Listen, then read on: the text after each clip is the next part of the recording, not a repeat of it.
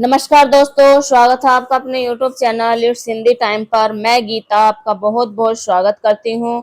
जैसा कि हमें पता है, हमारा 15 नंबर की पेडागोजी आ रही है, जो मैं आपको पेडागोजी की तैयारी करा रही हूँ। डेली मेरी एक वीडियो आती है। आप बने रहिए मेरे YouTube चैनल पर। आपके 30 नंबर पक्के हैं। एक आध नंबर अगर ऐसा आता है जो कि नया है तो वो तो कह नहीं सकती, लेकिन आपके 30 क्वेश्चन पक्के हैं। तो चलिए स्टार्ट करते हैं। और 15 नंबर का है हमारा गद्यांश और पद्यांश। तो जितना पेडागोजी इम्पोर्टेंट है हमारे लिए, इतना ही गद्यांश और पद्यांश भी इम्पोर्टेंट है। इसलिए आप इसकी भी प्रैक्टिस करते रहिए। ये आपके एकदम फ्री जैसे नंबर होते हैं। सब कुछ पैराग्राफ आपके सामने है, इसमें से ही आपको आंसर देना है। अपनी ओर से एक भी शब्द नहीं जोड़ना है, केवल आपको जैसा यहाँ पर कहा गया है ऐसा ही आंसर देना है। तो चलिए हम प्रैक्टिस करते हैं, स्टार्ट करते हैं। गद्यांश है हमारा खंड। क्या होता है?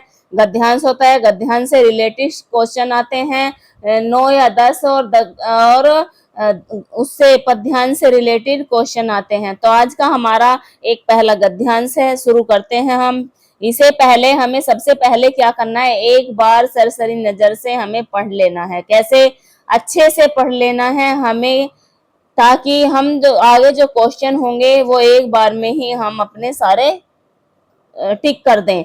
तो चलिए स्टार्ट करते हैं। मनुष्य और प्रकृति का संबंध अत्यंत गहरा होता है, पुराना और गहरा है। मनुष्य और प्रकृति का जो संबंध है वह बहुत संबंध पुराना और गहरा है।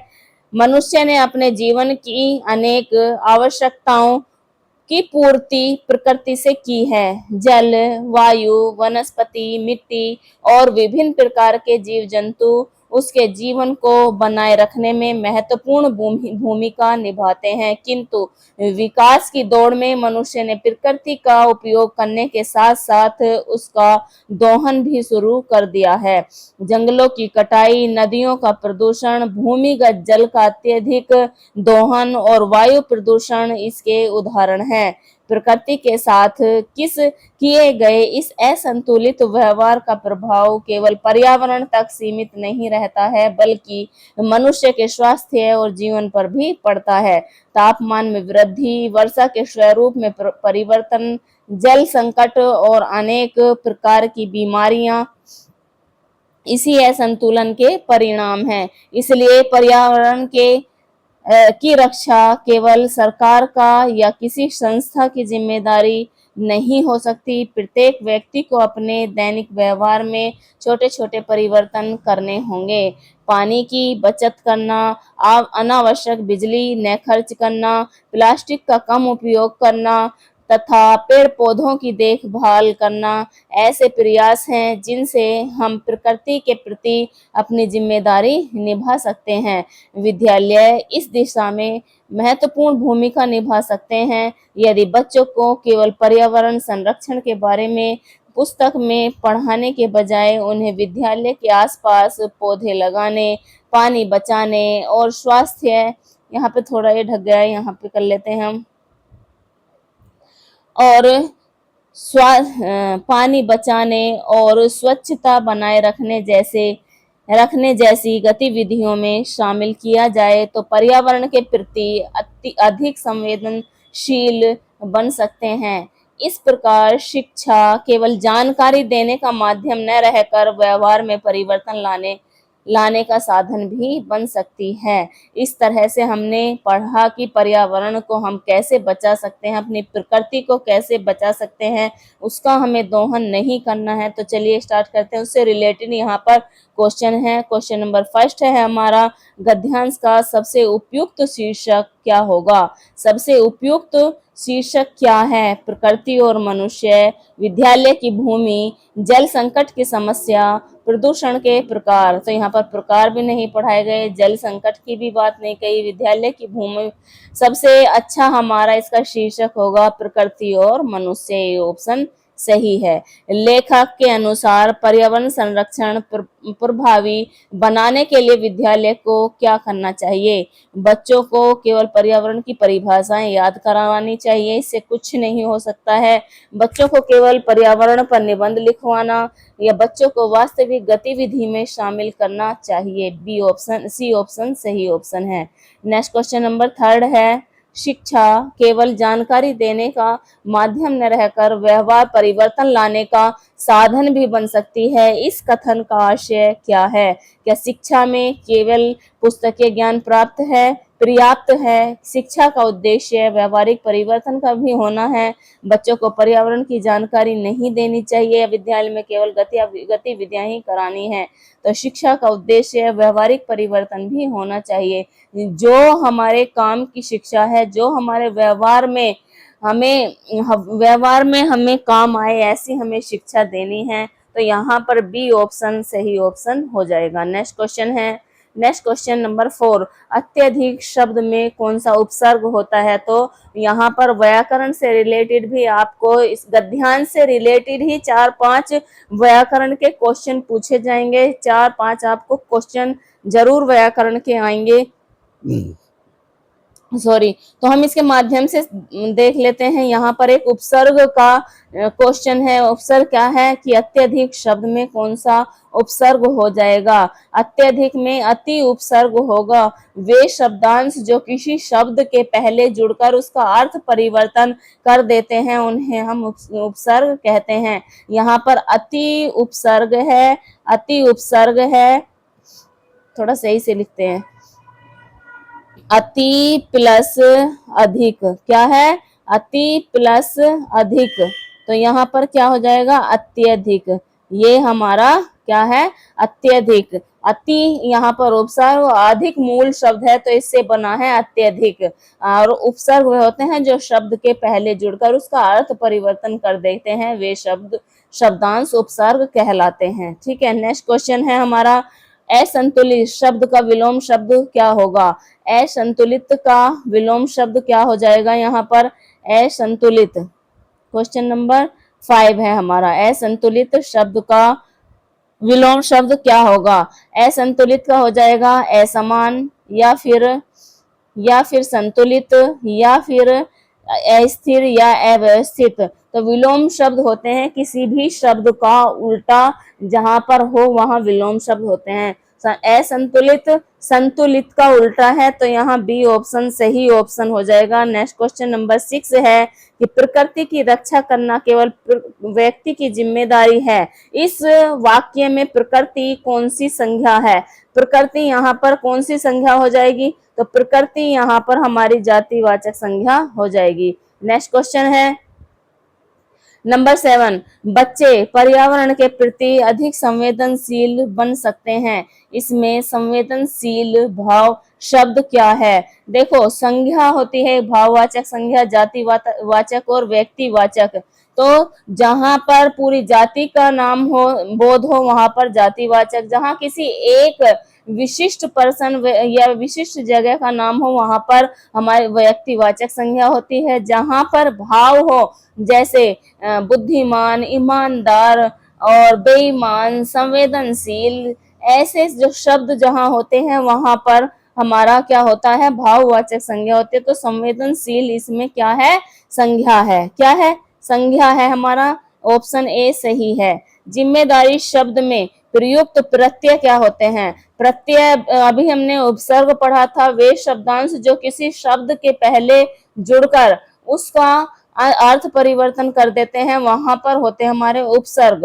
और जो शब्द किसी भी शब्द मूल शब्द के बाद में जुड़कर, जो शब्दांश किसी मूल शब्द के अंत में जुड़कर उस शब्द का अर्थ बदल देते हैं या उस शब्द का अर्थ बदल जाता है, वहां पर प्रत्यय कहलाता है। तो जिम्मेदारी शब्द में प्रयुक्त प्रत्यय क्या होगा? जिम्मेदार, यहाँ पर पूरा हमारा मूल शब्द है, ई प्रत्यय इसमें लगा है, जिम्मेदारी बना है जिम्मेदार से। ठीक है। नेक्स्ट क्वेश्चन नंबर 9 है, मनुष्य ने प्रकृति का अत्यधिक दोहन शुरू कर दिया है। इस वाक्य में किस इस वाक्य में ने किस कारक का चिन्ह है? तो यहाँ पर ने किसका है? कर्ता ने। क्या है? कर्ता ने कर्म को करण से और अधिकरण में और पर इनके साइन होते हैं। यहाँ पर ये जो ने उपसर्ग है वो कर्ता कारक का उपसर्ग है, कर्ता कारक का उपसर्ग है, वो है सॉरी चिन्ह है। नेक्स्ट क्वेश्चन है हमारा प्रश्न नंबर 10। गद्यांश के आधार पर यदि कोई शिक्षक बच्चों को केवल पर्यावरण संरक्षण की परिभाषा याद कराता है तो यह किस दृष्टिकोण की सीमा को दर्शाता है? यह किस दृष्टिकोण की सीमा को दर्शाता है? भाषा को संदर्भ से जोड़ना, रटने पर अधिक निर्भरता, गतिविधि आधारित अधिगम, अनुभवात्मक अधिगम। तो यहाँ पर सही ऑप्शन हो जाएगा भाषा को संदर्भ से जोड़ना। ए ऑप्शन सही ऑप्शन है। अब हम चलते हैं पद्यांश पर। अभी तक हमने 10 क्वेश्चन किए हैं गद्यांश, उसमें व्याकरण के भी क्वेश्चन हैं। अब यहाँ पर हम पद्यांश करेंगे, खंड बी हमारा पद्यांश। तो चलिए एक बार हम पढ़ लेते हैं।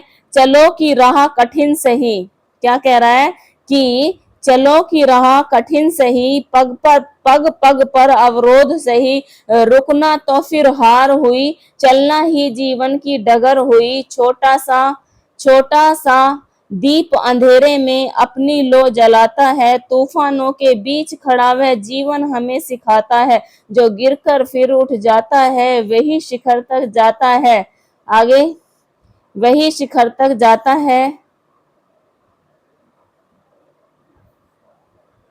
मेहनत जिसकी साथी बनती वह अपना पथ खुद बनाता, कल की चिंता छोड़ मुसाफिर आज को अपना काम बना, बूंद बूंद से सागर भरता, छोटे प्रयासों को सम्मान दे।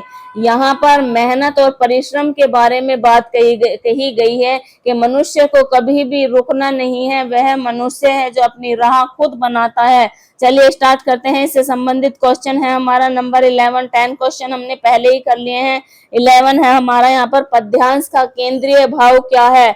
पद्यांश का केंद्रीय भाव क्या है? ऐसे एक क्वेश्चन जरूर आता है, या तो पद्यांश या गद्यांश से संबंधित एक शीर्षक पूछा जाता है कि इस गद्यांश का शीर्षक क्या हो सकता है या इसका भाव क्या है। ऐसे क्वेश्चन जरूर आते हैं, तो आपको गद्यांश और पद्यांश को पहले अच्छे से एक बार पढ़ लेना है, फिर आपके सारे क्वेश्चन के आंसर बन जाएंगे। कठिनाइयों से बचने का प्रयास करना है, निरंतर प्रयास और संघर्ष का महत्व है, यात्रा की कठिनाई या फिर प्रकृति का सौंदर्य। तो निरंतर प्रयास और संघर्ष का महत्व इसमें बताया, भाव इसमें है। नेक्स्ट क्वेश्चन है यहाँ पर 12। छोटा सा दीप अंधेरे में अपनी लो जलाता में दीप का प्रतीक क्या है? निराशा का है, संघर्ष और आशा का है, भय का है या असफलता का है? संघर्ष और आशा का यहाँ पर सही ऑप्शन हो जाएगा। नेक्स्ट क्वेश्चन नंबर 13 है, जो गिरकर फिर उठ जाता है, जो पंक्ति में जो कौन सा परिवर्तन, कौन सा सर्वनाम है? तो जो, जैसा, जैसा तैसा, कैसा वैसा, जहां पर भी शब्द आ जाए वहां पर संबंधवाचक हमारा क्या होता है? संबंधवाचक सर्वनाम होता है। यहाँ पर इसका हमारा ऑप्शन सही हो जाएगा सी। क्या होगा? सी ऑप्शन सही ऑप्शन है। नेक्स्ट क्वेश्चन है नंबर 14। मेहनत जिसकी साथी बनती में मेहनत क्या है? सॉरी, मेहनत क्या है? भाववाचक संज्ञा है, जातिवाचक संज्ञा है, या फिर व्यक्तिवाचक, या फिर द्रव्यवाचक? द्रव्यवाचक होते हैं सोना, चांदी, जो भी द्रव्य मेटल होती है, लकड़ी, दूध, पानी, ये सब क्या है? द्रव्य हैं। जातिवाचक है जहां पर एक, जैसे मनुष्य या फिर पशु, पक्षी, ये जातिवाचक होता है। व्यक्तिवाचक जहां पर एक विशिष्ट व्यक्ति या वस्तु के बारे में हो। भाव होता है मेहनत, ये क्या है? हमारा भाववाचक संज्ञा हो जाएगा। नेक्स्ट क्वेश्चन है अंधेरा। अंधेरों शब्द का एक वचन रूप क्या होगा? अंधेरों क्या है? बहुवचन है, किसका? अंधेरा का। तो यहाँ पर अंधेरा हमारा सही ऑप्शन हो जाएगा। नेक्स्ट क्वेश्चन है नंबर 16। बूंद बूंद से सागर भरता है में बूंद बूंद का प्रयोग किस भाव में व्यक्त हुआ है? थोड़े थोड़े प्रयासों का संचय, बहुत अधिक वर्षा होना, समुद्र की विशालता या जल की कमी? थोड़े थोड़े प्रयासों का हमें संचय करना है, थोड़े थोड़े प्रयास करने हैं। तो यहाँ पर बूंद बूंद में सागर भरने का भाव है, थोड़े थोड़े प्रयास। नेक्स्ट क्वेश्चन नंबर 17, चलना ही जीवन की डगर हुई, इसमें चलना क्या है? जातिवाचक संज्ञा, भाववाचक, या फिर क्रिया विशेषण या सर्वनाम? तो यहाँ पर क्या है चलना? चलना यहाँ पर क्या हुआ, क्या है? ये संज्ञा नहीं, ये तो क्रिया होना चाहिए। संज्ञा क्या है? क्रिया होनी चाहिए यहाँ पर, सर्वनाम तो ये है नहीं। और यहाँ पर ये गलत ऑप्शन, एक और ऑप्शन हम रख लेते हैं नंबर ई। क्या? नंबर ई। यहाँ पर लिख लेते हैं हम ई। ई में कर लेते हैं हम क्रिया, क्योंकि चलना, उठना, बैठना, रोना, गाना, खाना, पीना, जहां पर ना आ जाए वहां पर क्रिया होता है, धातु होता है। ठीक है, तो यहाँ पर इसका सही ऑप्शन ई हो जाएगा। नेक्स्ट क्वेश्चन नंबर 8 है 18, कठिन का विलोम शब्द क्या होगा? कठिन मतलब बहुत कठिन, उसका विलोम सरल हो जाएगा। विशाल तो होगा छोटे का, गंभीर नहीं, मजबूत भी नहीं होगा, मजबूत कमजोर का हो जाएगा। तो यहाँ पर नेक्स्ट क्वेश्चन हमारा 19 है, तूफानों के बीच खड़ा वह जीना हमें सिखाता है, इसमें वह क्या है? वह क्या है? पुरुषवाचक सर्वनाम, निश्चयवाचक सर्वनाम, संबंधवाचक सर्वनाम, या प्रश्नवाचक सर्वनाम? तो यहाँ पर पुरुषवाचक सर्वनाम हो जाएगा। ठीक है, वह क्या है? पुरुषवाचक सर्वनाम है। प्रश्नवाचक सर्वनाम वे होते हैं जहां पर कोई क्वेश्चन पूछा जाता है। संबंधवाचक के बारे में इससे पहले हमने पढ़ा है, जहां पर जैसा, तैसा, जो, सो ऐसे शब्द आए वहां पे संबंधवाचक सर्वनाम। निश्चितवाचक सर्वनाम होता है जहां निश्चित किसी बात के ऊपर, जैसे आज आज जरूर बारिश होगी, वहां पर सर्वनाम कौन सा होगा? निश्चयवाचक के, ये बात निश्चय है, यहाँ पर वह हो जाएगा पुरुषवाचक सर्वनाम। नेक्स्ट क्वेश्चन नंबर 20, यदि शिक्षक इस पद्यांश को पढ़ाने के बाद बच्चों से पूछता है, दीप और तूफानों का प्रयोग कवि ने किस भाव को व्यक्त करने के लिए किया है? तो यह प्रश्न मुख्यतः किस क्षमता को विकसित करता है? केवल शब्दों की वर्तनी को, केवल व्याकरणिक नियमों को, या फिर संदर्भ के आधार पर अर्थ निर्माण और व्याख्या पर, केवल कविता का पाठ याद करने पर? यहाँ पर संदर्भ के आधार पर अर्थ निर्माण की और व्याख्या की बात कही गई है। इस तरह से हमने गद्यांश और पद्यांश किए हैं। ऐसे ही गद्यांश और पद्यांश के क्वेश्चन आपसे पूछे जाएंगे, व्याकरण भी उसी से संबंधित पूछी जाएगी। इससे आपको छोटे छोटे व्याकरण के टॉपिक, संज्ञा, सर्वनाम, उपसर्ग, प्रत्यय और विशेषण, क्रिया विशेषण, ये आपको टॉपिक तैयार करने हैं। अगर आपको ये अपने टॉपिक तैयार करने हैं तो आप मेरे YouTube channel it's Hindi time पर जाकर देख सकते हैं। पहले मैंने यूपी टेट के लिए व्याकरण पढ़ाई है, तो और मैंने सारे टॉपिक आपके क्लियर किए हैं। और आप ऐसे ही बने रहिए। कल की वीडियो भी मेरी गद्यांश और पद्यांश से ही संबंधित होगी। चलिए खत्म करते हैं वीडियो को। धन्यवाद दोस्तों। वीडियो को लाइक, शेयर और सब्सक्राइब कीजिए। धन्यवाद दोस्तों, और प्यारे प्यारे कमेंट भी कीजिए।